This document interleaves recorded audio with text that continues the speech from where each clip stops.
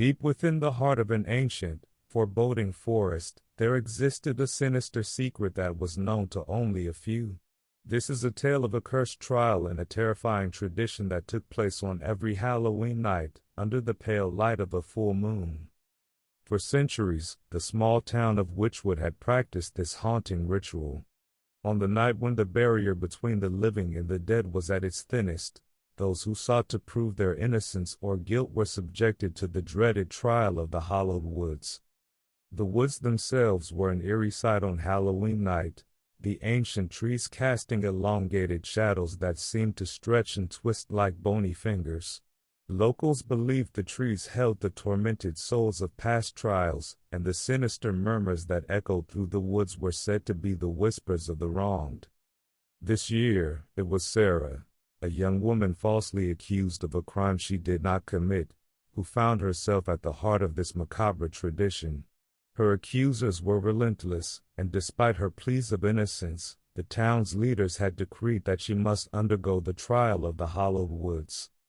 As the moon rose, its light casting an eerie glow over Wychwood, Sarah was escorted to the edge of the forest, where the chilling winds whispered foreboding secrets.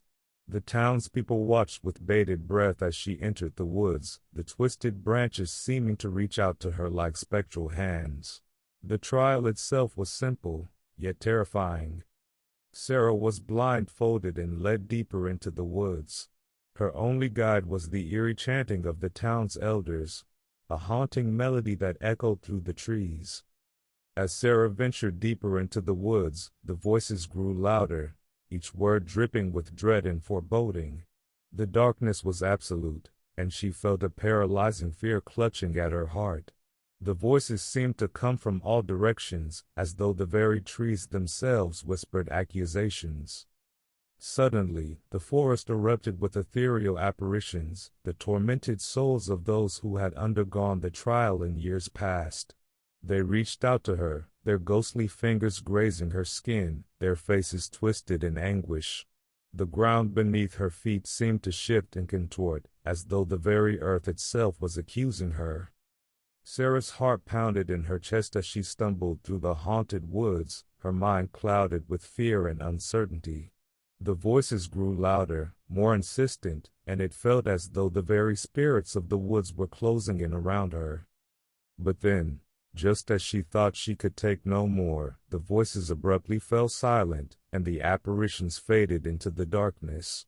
Sarah found herself back at the forest's edge, her blindfold removed, and the moon hanging ominously overhead. The townspeople watched in silence as the verdict was pronounced. The woods had spoken, and Sarah was declared innocent. She was allowed to leave the forest, but the eerie whispers and the chilling touch of the tormented souls would stay with her, a haunting reminder of the sinister trial in the woods. The trial of the hallowed woods continued to be a dark tradition in Wychwood, a reminder that on Halloween night, the line between the living and the dead is blurred,